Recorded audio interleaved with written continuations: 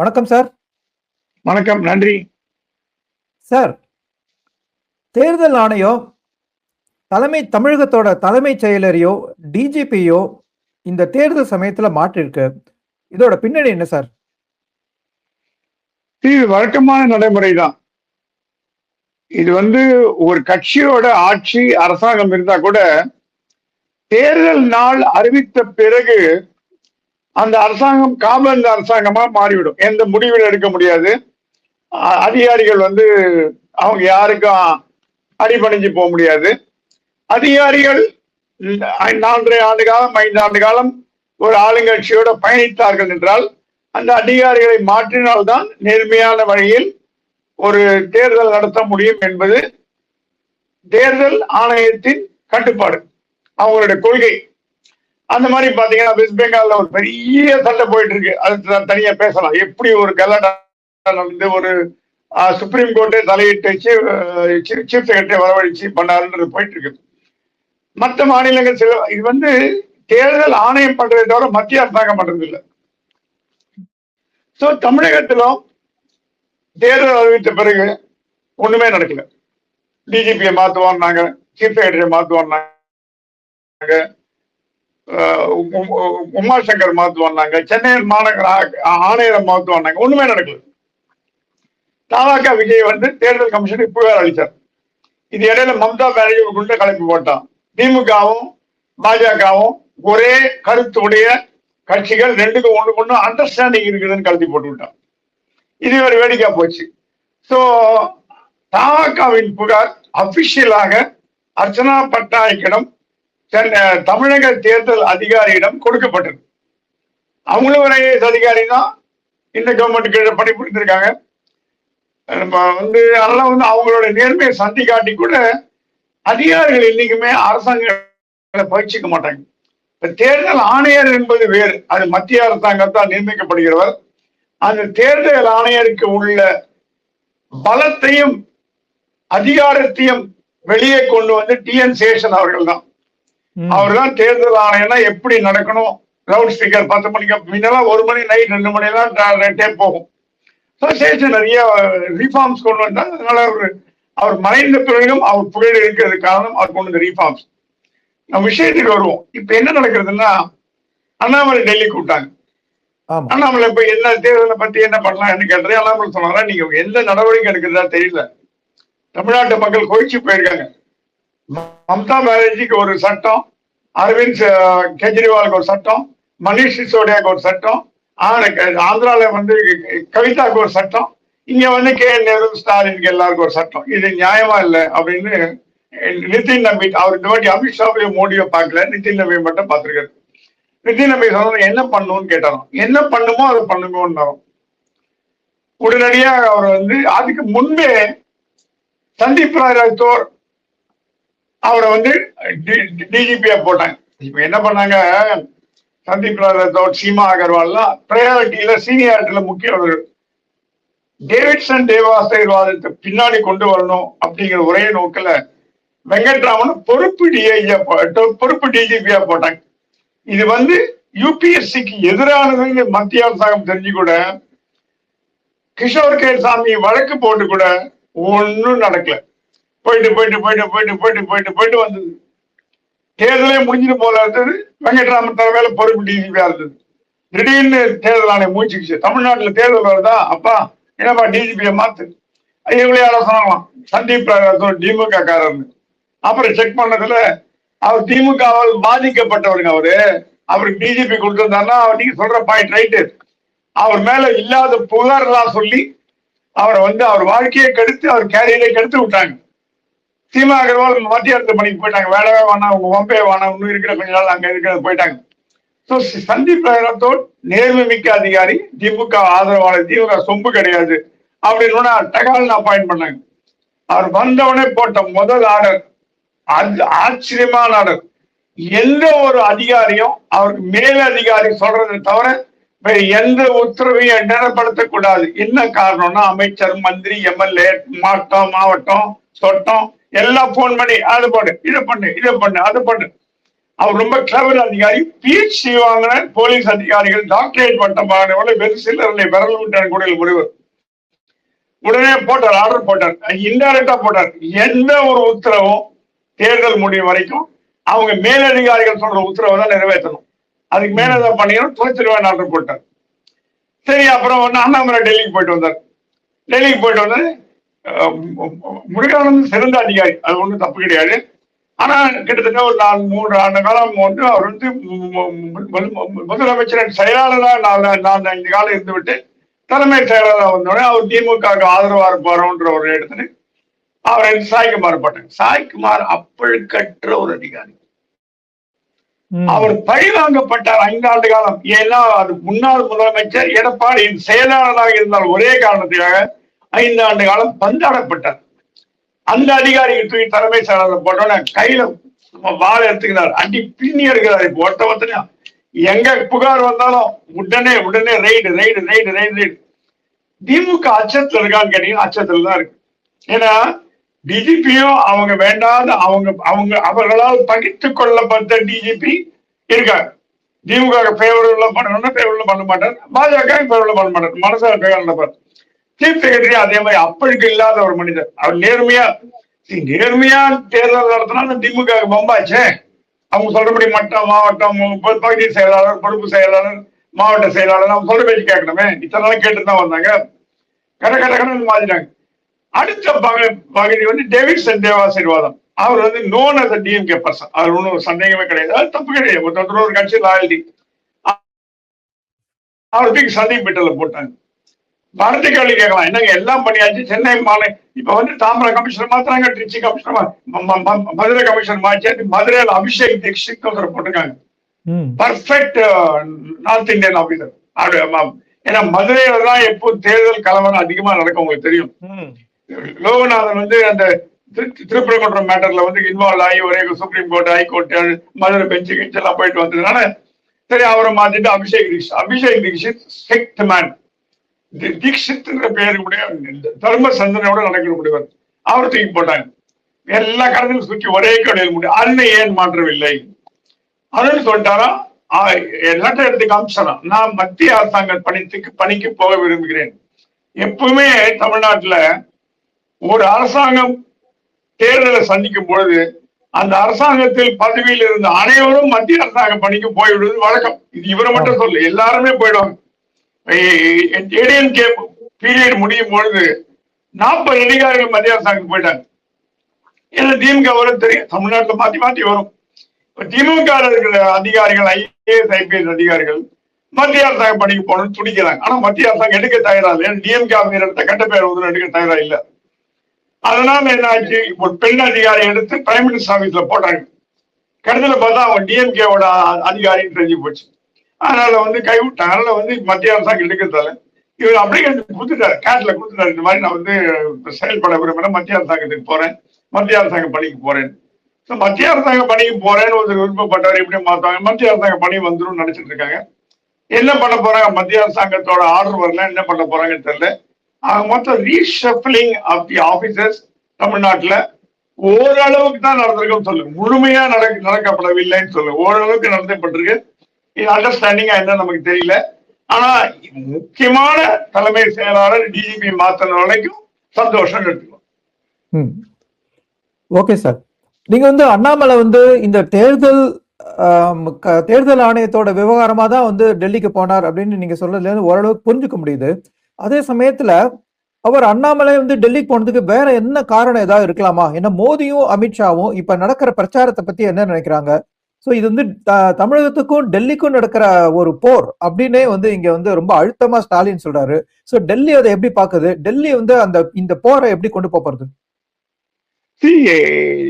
Election commission கௌதரம் மட்டுமே அண்ணாமலை கூப்பிட்டு தான் நான் கருதல. Election commission matter one of the matters discuss. தேர்தல ஜெனரலா பொதுவா எப்படி நடத்தலாம், எப்படி அண்ணாமலை இடம் சில கேள்விகள் கேட்கப்பட்டுதான். என்ன உங்க ஆதரவாளர்கள் எல்லாம் வந்து பாஜக வறுத்தெடுக்கிறாங்களே, உங்களோட ரசிகர் பட்டாளம். அண்ணாமலை சொன்னாரா, நான் எங்கேயாவது அவங்கள எழுத சொல்லி சொன்னேன்னு சொல்லுங்க. இல்ல பேஸ்புக், ட்விட்டர், யூடியூப், சோசியல் மீடியால உங்க ஆதரவாளர் பாஜக தாக்குறாங்களே, அதுக்கு நான் என்ன பண்ண சொல்றீங்க? நான் போய் ஒரு வீட்டுக்கா போய் எழுதாது. நான் தான் பொதுவா அறிக்கை கொடுத்தேன். என்னோட ரசிகர்கள் எல்லாம் பாஜகவுக்கு வேலை செய்யணும், பாஜகவை ஏமாற்றக்கூடாது, தேர்தல் என்பது வரும் போகும், நீங்க பாஜக உழைச்சி பாஜக வெற்றி தேர்தல்னு சொல்லிட்டேன். இதுக்கு மீறி என்னோட ரசிகர்கள் கட்சிக்காரனா தான் நான் கண்ட்ரோல் பண்ணுவேன். என் ரசிகர் பண்றாலும் அவனுக்கு கட்சிக்கு சம்பந்தம் கிடையாது. நீங்க யாரோ தப்பான இல்ல எங்களுக்கு ஐடி விங்ல இருந்து வந்ததுன்னாலும் ஐடி விங்ல என்னை பத்தி என்னெல்லாம் சொல்றாங்கன்னு எனக்கு தெரியும். நான் மனசாட்சி உள்ள போலீஸ் அதிகாரி, முன்னாடி ஒன்று சொல்லி பின்னாடி ஒன்று சொல்ல மாட்டேன். ஆகவே இந்த கூத்தை நீங்க நம்பாதீங்க. அப்படியே எனக்கு ஆதரிச்சா எழுதுனா கூட, பிஜக திட்டி எழுதுனா கூட, சோசியல் மீடியா என் கையில இல்ல. வார் ரூம் எங்க கையை விட்டு போய் ரொம்ப நாள் ஆச்சு. நான் எந்த வார் ரூம் வச்சுக்கல, எதுவும் வச்சுக்கல. உங்க வார் ரூம் வச்சு கண்ட்ரோல் பண்ண பாருங்க. நீங்க தான் வார் ரூம் கிரியேட் பண்றீங்க, புதுசா ஒரு வார் ரூம் கிரியேட் பண்ணிருக்கீங்க, பிஎன் கோயில் தான் வார் ரூம் கிரியேட் பண்ணிருக்கீங்க. இதெல்லாம் வச்சு ஹேண்டில் பண்ண பாருங்க. என்ன பிளேம் பண்ணி பிரயோஜனம் இல்லைன்னு சொல்லிட்டு வந்துட்டார். மூணாவது கேட்டாங்களா, கூட்டணி எப்படி போகுதுன்னு கேட்டாங்களாம். ஜெல்லாலன்ற மாதிரி சொன்னாலும். ஏன்னா அவர் சொல்றான் அமமுகவும் அதிமுகவும் ஒரே பிரச்சாரம் பண்ண போறோம். அதுக்கப்புறம் தான் நிதின் நவீனோ அமித்ஷாவோ எடப்பாடி கூப்பிட்டு டிடிவி தினகரன் பிரச்சாரம். எல்லாமே ஒரு ஆதி காரணம். அண்ணாமலையோட டெல்லி விசிட்டுக்கு அப்புறம் தான் பல்வேறு தமிழ்நாட்டு அரசியல்ல என்டிஏ தூக்கத்துல எழுதுறதுக்கு காரணம்னா அண்ணாமலையோட டெல்லி விசிட்டுக்கு அப்புறம் டிடிவி தினகரனும் எடப்பாடி ஒரே இதுல பேசுறது, அவங்க இவரு போறது. ஏன்னா முதல்ல இவர் தோல்வி அவர் போக மாட்டேன், அவர் தோல்வி போக மாட்டேன்னாங்க. ஜெல்லா இருந்தது. பாஜகவுக்கு தேர்தல் பிரச்சாரம் ஆரம்பிக்கவே இல்லை. ஏதோ அடுத்த வருஷம் தேர்தல் மாதிரி விட்டாங்க. அமித்ஷா கூப்பிட்டு வாங்குன்னு வாங்கினாரும். பியூஷ் கோயல போய் நீ சென்னைக்கு தேர்தல் முடிய வரைக்கும் டெல்லி பக்கம் வராத, 23 வரைக்கும் சென்னையிலேயே சொல்லி அவருக்கு சேமேஸ்வரர் ஒரு வீடு எடுத்து கொடுத்துட்டாங்க. அவருக்கு அவர் டெய்லி இப்ப நிர்மலா வீடு ரெண்டுக்கு எடுத்துட்டாரு. இப்ப அவர் டெய்லி வானதி சீனிவாசன் போய் கேம்பெயின் பண்ணிட்டு இருக்காரு, எல்முருகன் கேம்பெயின் பண்றாரு, முக்கியமான தரலாம் கேம்பெயின் பண்ண போறாரு. அண்ணாமலையும் வானதிக்கு எல்முருகன் கேம்பெயின் பண்ணிருக்காரு. அண்ணாமலை போன பிறகு என்டிஏ சூடு பிடிச்சதானா கண்டிப்பா சூடு பிடிச்சுன்னு சொல்ல முடியும். பல்வேறு விஷயங்கள் விவாதிக்கப்பட்டன. அதுல ஒரு சில விவரங்களை பத்தி நம்ம பேசிருக்கோம். நல்லது சார். ஸோ இப்போ தேர்தல் சூடு என்டிஏ சைட்ல சூடு பிடிக்குது அப்படின்னு நம்மளால புரிஞ்சுக்க முடியுது. ஸோ இந்த சைடு வருவோம். ராகுலுக்கும் ஸ்டாலினுக்கும் நடுவில் இருக்கிற அந்த கோல்டு வார் அது என்ன ஆகும்? அது எப்போ ஏதாவது தேர்தலுக்கு முன்னாடி தீருமா? ராகுல் தமிழ்நாடு பிரச்சாரத்துக்கு வருவாரா? காங்கிரஸ் அதை எதிர்பார்க்குதா? இன்ஃபேக்ட் திமுக அதை எதிர்பார்க்குதா? என்ன நடக்குது? பாண்டிச்சேரியில பல்லிழிச்சு போச்சு. Sorry to say that. Stalin ஏர்போர்ட்ல வெயிட் பண்ணாராம் ராகுல பாக்குறதுக்கு. ராகுல் தனி ஃபிளைட் பிடிச்சி வேற கேட் வழியா போயிட்டார்.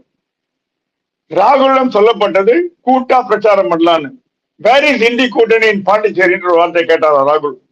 ஏன்னா ஒரே எல்லாம் ஆட்சிக்கு எதிர்த்து போட்டி போட்டாங்க, அது வேற விஷயம். இந்தி கூட்டணி கிடையாது பாண்டிச்சேரியில, எதுக்கு கேம்பெயின் பண்ணணும்? தமிழ்நாட்டுக்கு ஒரு சொல்லி பார்க்கலாம். பாண்டிச்சேரியிலேயே ராகுலும் ஸ்டாலினும் சேர்ந்து பிரச்சாரம் பண்ணாத பொழுது தமிழ்நாட்டுக்கு ராகுல் வருவாங்க எதிர்பார்க்கறது நியாயம் இல்லை. ஏன்னா அவருக்கு இந்த முதல்ல இந்த கூட்டணி விருப்பம் இல்லை. இந்த கூட்டணி அமைச்சது அவங்க அம்மாவுக்கு மரியாதை கொடுக்கணும் ஒரே காரணத்தால அவர் பாட்டு ஒன்னும் பதில் சொல்லாம போயிட்டார், கடந்து போயிட்டார். ஆனா இப்ப தமிழ்நாடு காங்கிரஸ் தலைவர் எல்லாம் ராகுல் எப்போ வருவாரு, பிரியங்கா எப்போ வருவாரு காத்துட்டு இருக்காங்க. 10 நாள் தான் தேர்தல் முடிச்சு கண்ணது கண்ணத்தால பறந்து போயிடும் தேர்தல். அவர் எஸ்பிஜி செக்யூரிட்டி, என்எல்சி செக்யூரிட்டி. அவர் வரதுக்கு முன்னாடி சில ப்ரொசீஜர் எல்லாம் பண்ணோம், செக்யூரிட்டி கொடுக்கணும், செக்யூரிட்டி டீட்டெயில் எல்லாம் பண்ணோம். எந்த முன்னேற்பாடு நடந்தா தெரியல. பாண்டிச்சேரிக்கு 15 நாளைக்கு முன்னாடி என்எஸ்சி பாத்துக்கிட்டு கேம்பெயின் பண்றாரு. ஏன்னா அவர் ஹை செக்யூரிட்டி இதுல இருக்காரு, அவரு பாக்கெட்ல இருக்காரு. தமிழ்நாட்டுல அது எந்த நடவடிக்கையும் இல்லை, போலீஸ் கம்யூனிகேஷன் வரல, அதுவும் வரல. ஸ்டாலின் சொன்னா காங்கிரஸ் கேண்டிடேட் ராகுல் நம்ம என்னால ஜெயிச்சு வச்சு காட்ட முடியும், அது அவரோட தன்னம்பிக்கை காட்டுறது. சொன்னா ராகுல் வந்துதான் காங்கிரஸ் கேண்டிடேட் ஜெயிக்கணும்னு இல்ல, நான் ஜெயிக்க வச்சு காட்டுறேன். ஆனா காங்கிரஸ்காரர்கள் சுணங்கி போயிருக்காங்க.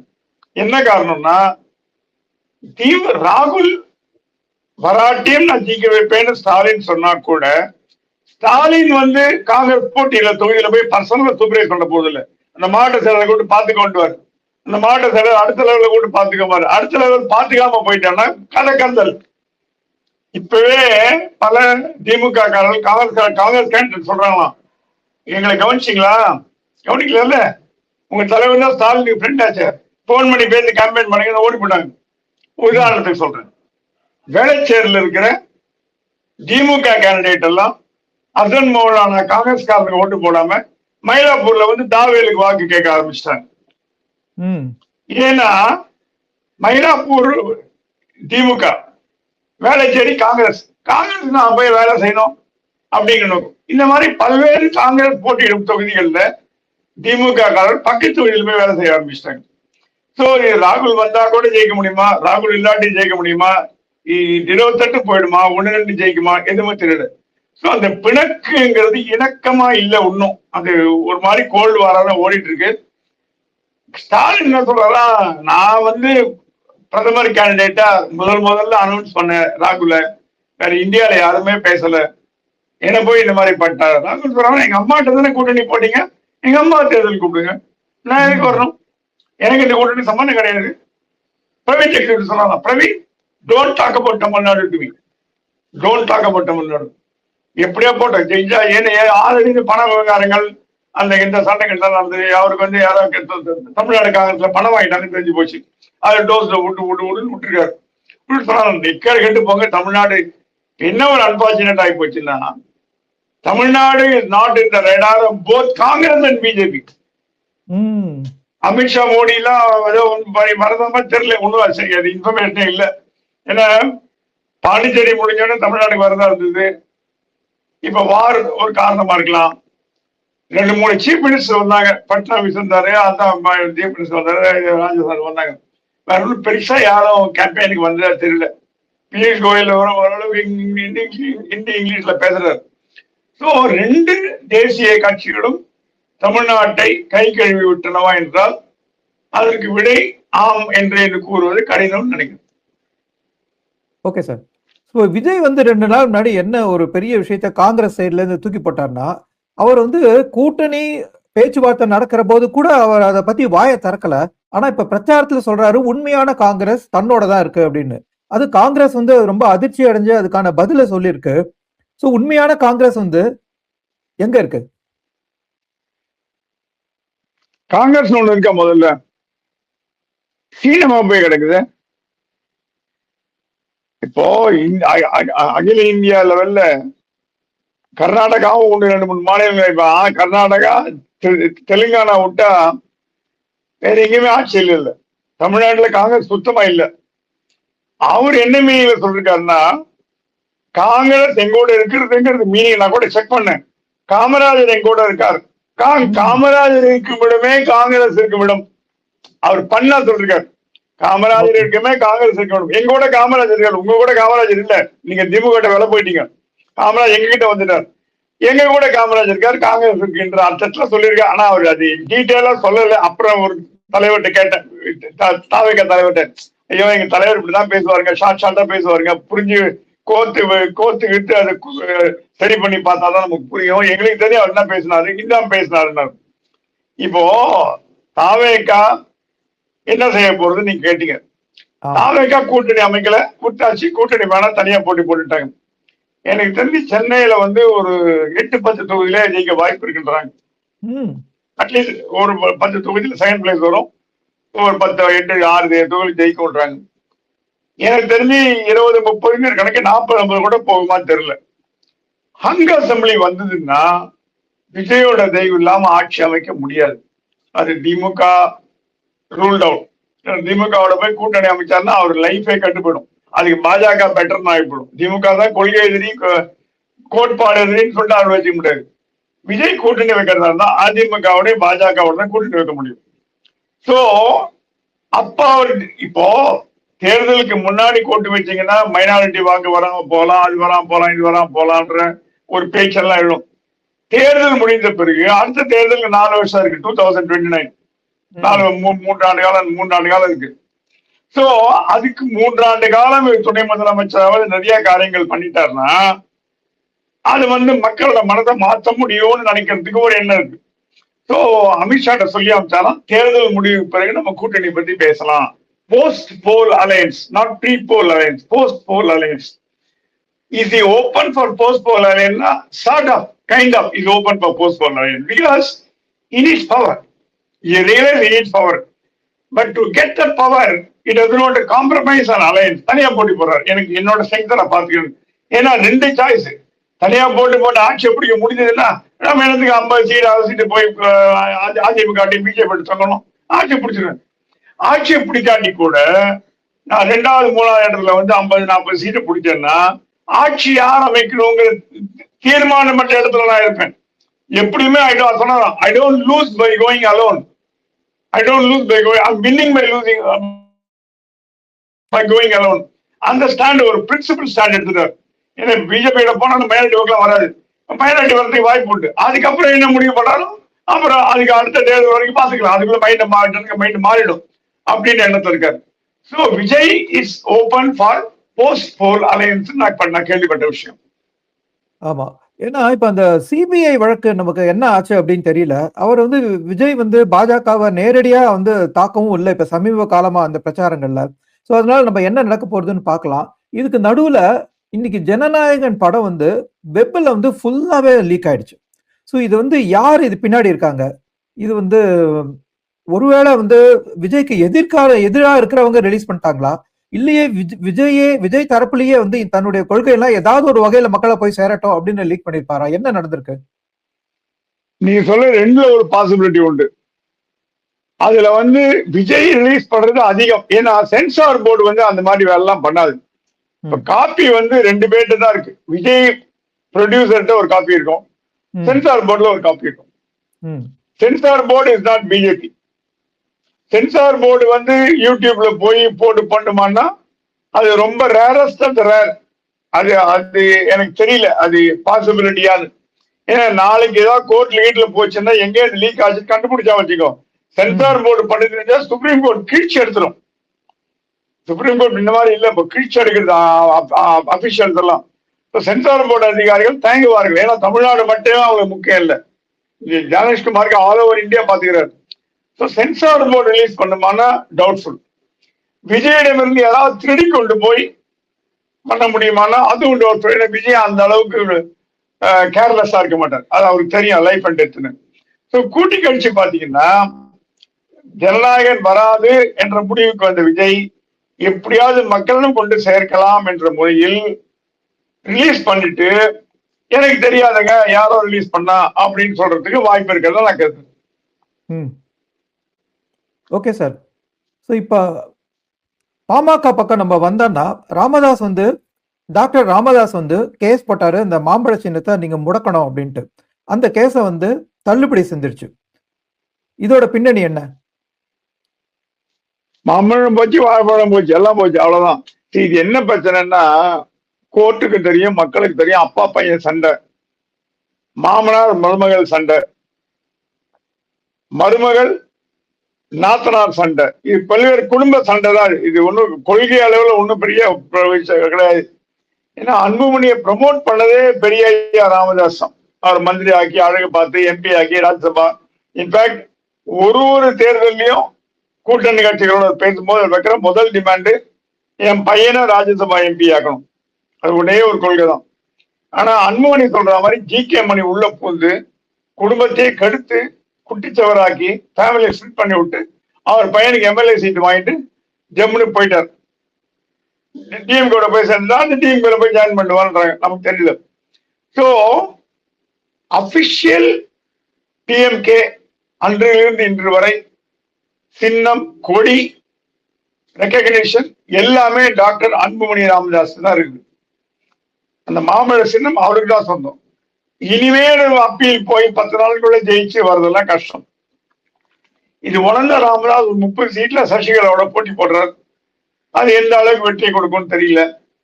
சோ இந்த தேர்தல் முடிஞ்சு அன்புமணி ஒரு 10 சீட்டை ஜெயிச்சார்னா அப்பாவிடம் இருக்கும் மிச்சம் மீதி தொண்டர்களும், ஏன்னா அங்க இருந்து யூஸ் இல்லை, இனிமே கட்சியும் கிடையாது, கொடியும் கிடையாது, சின்னமும் கிடையாது, சிம்பலும் கிடையாது. நீங்க நம்ம வன்னியர் சங்கமா நடத்த போறீங்க, எல்லாம் அன்புமணி பக்கம் வந்துருவாங்க. Anbumani take over the party. அப்பா ஓரம் கட்டிட்டு சிங்கானி அப்படிதான் பண்ணாரு பாம்பேல. பையன் அப்பா ஓரம் கட்டு பையன் கம்பெனி எடுத்து போட்டான். அந்த கம்பெனி எடுத்துட்டு போனா இது ஒரு கம்பெனி தான், இந்த கம்பெனி பையன் எடுத்துட்டு போயிட்டாரு. அப்பா ஓரம் கட்டி உட்கார வச்சுருவாங்க. அப்பாவோட சேர்ந்து அக்காவையும் ஓரம் கட்டுவார், அவங்க சம்பந்தியும் ஓரம் கட்டுவார், எல்லாரையும் ஓரம் கட்டி வச்சிருவார். So Anbumani will be the future leader of PMK. Is already the leader, will continue to be the leader of PMK. Okay sir. இப்போ பல்வேறு கருத்து கணிப்புகள் வந்திருக்கு. ஸோ இதுலலாம் இந்த கருத்து கணிப்புல முக்காவாசி கருத்து கணிப்பு தாவேக்காவுக்கு வந்து ஒரு 2-4 சீட் தான் கொடுக்கறது. ஆனா நீங்க இப்ப கொஞ்ச நேரம் முன்னாடி நீங்க பேசுற போது உங்க கருத்துப்படி அவங்களுக்கு வந்து ஒரு 8 சீட்டுக்கு மேல நீங்க சொன்னீங்க. உங்களுடைய கருத்து கணிப்புக்கு வந்து பின்னணி என்ன? அந்த கருத்து கணிப்பெல்லாம் பத்தி நீங்க என்ன நினைக்கிறீங்க? சார், கருத்து கணிப்பு என்பது தமிழ்நாட்டில் ஃப்ராட் ஆகி போச்சு. I work for Obama team when I was in US. Indians for Obama டீம்ல ஒர்க் பண்ணேன் as a hobby, not as a politician. அப்போ வந்து ஐ லேர்ன்ட் அபவுட் சீஃபாலஜி. அதுக்கு முன்னாடி இந்துவில் நான் வேலை செய்யும் போது doctor G Balachandran, India first psephologist, இந்தியாவோட முதல் சீஃபாலஜி 89 எலெக்ஷன்ல அவர் கூட இருந்து வேலை செய்யற ஒரு அனுபவம் கிடைச்சது. சாம்பிள் சர்வே பண்ணி அதை வந்து பர்ஃபெக்டா பண்ணி, அவர் கமலா ஹாரிஸோட மாமா. For a kind information, doctor G Balachandran was now in Delhi, retired, settled down, is about 85 now. அந்த மாதிரி சீஃபாலஜிஸ்ட் இந்தியாவில கிடையாது. மேட்டுவளைய பார்த்து 2 பேருக்கு போன் பண்ணி இவர் தான் ஜெயிப்பான்ட்டு போடுறது தான் சீஃபாலஜி ஆகி போச்சு. எல்லா பத்திரிகையும் ஃபாலோ பண்ணுது. ஆனா பெருவாரியான C voter, India today, Anand Vikatan, Thuglak, junior Vikatan, Kumudam, இந்த மாதிரி பிரபலமான பத்திரிகைகள் அந்த வேலையை பண்ணாது. ஏன்னா அவங்களுக்கு தெரியும் ஓரளவுக்கு நியாயமா இருக்கணும். ஆனா சர்வேல பர்ஃபெக்டா பண்ணி சாம்பிளிங்ல மிஸ்டேக் வந்து அவங்க வேற பண்ணி சொல்ல முடியாது. ஆனா இந்த சர்வேக்களுக்கும் தேர்தல் முடிவுகளுக்கும் என்றைக்குமே சம்பந்தம் இருப்பதில்லை. என்றைக்குமே சம்பந்தம் இருப்பதில்லை. ஜெயலலிதா ஜெயிப்பானாங்க, ஜெயலலிதா தோத்துருக்கா. கலைஞர் ஜெயிப்பானாங்க, ஜெயலலிதா ஜெயிச்சிருக்கா. சோ எக்ஸிட் போல் ஓரளவுக்கு, அது கூட முழுமையா இல்லை, ஓரளவுக்கு கணிக்கப்படலாம். ஆனால் இந்த ஒப்பீனியன் போல்ஸ் எல்லாம் நீங்க அமெரிக்கா மாதிரியா பண்றீங்க? அமெரிக்காவில் எவ்ரிடே ஒப்பீனியன் போல் அண்ட் பிரசிடென்டோட மூடு, பிரசிடென்டோட ஸ்பீச், பிரசிடென்டோட ஆக்டிவிட்டி எல்லாமே ஒப்பீனியன் பர்ஃபெக்டா பண்ணுவாங்க. அதுக்கு ஒரு டீமே இருக்கு, சிஸ்டம் இருக்கு. இங்க சிஸ்டமே கிடையாது.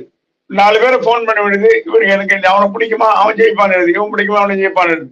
அந்த மாதிரி பண்ணீங்கன்னா மக்கள் அதை மதிக்கிறானான்னு கேட்டீங்கன்னா எவனும் மதிக்கிறது இல்லை. அது வாஸ்தவம் தான். அது வந்து யாருக்கு சாதகமாக வருதோ அவன் கை தட்டுவாங்க, யாருக்கு சாதகமாக வரல அவன் அன்ஃபேவரபிள்வாங்க. இப்படிதான் ஓடிட்டு இருக்கு. ஸோ ஒப்பீனியன் போல்ல விஜய் கொடுக்கப்பட்ட 2-3 வாக்குகள் வந்து அவங்களோட மைண்ட் செட்டை காட்டுறது. மாணிக்கம் தாக்கூரே சொல்லிட்டார் விஜய்க்கு 40 சீட் வரும்ன்ற மாதிரி, கிட்டத்தட்ட அந்த ரேஞ்சில், எக்ஸாக்ட் நம்பர் தெரியல. ஸோ ஒரு காங்கிரஸ்காரே சொல்லும் பொழுது ஒரு பத்திரிகை நடத்துற சர்வேக்கு இது கூட தெரியாம போயிடும். ஸோ இந்த சர்வேக்கள்லாம் வந்து எனக்கு முழு அளவு திருப்தியான்னு கேட்டீங்கன்னா திருப்தி இல்லைன்னா சொல்லுது. அது எக்ஸிட் போல் ஓரளவுக்கு திருப்தியா இருக்கும். சர்வேக்கெல்லாம் இன்னும் அந்த அளவுக்கு அமெரிக்க அளவுக்கு நம்ம வந்து முன்னுக்கு வரலன்னு தோன்றும். ஓகே, நேயர்களே, உங்கள் கருத்துக்களை கமெண்ட் செக்ஷன்ல பதிவிடுங்க. மீண்டும் ஒரு பரபரப்பான தேர்தல் சூழலில் நிச்சயமாக பிரகாஷ் சுவாமியை சந்திப்போம். அவருக்கு நன்றி கூறுவோம். நன்றி சார், வணக்கம். நன்றி. வணக்கம், நன்றி.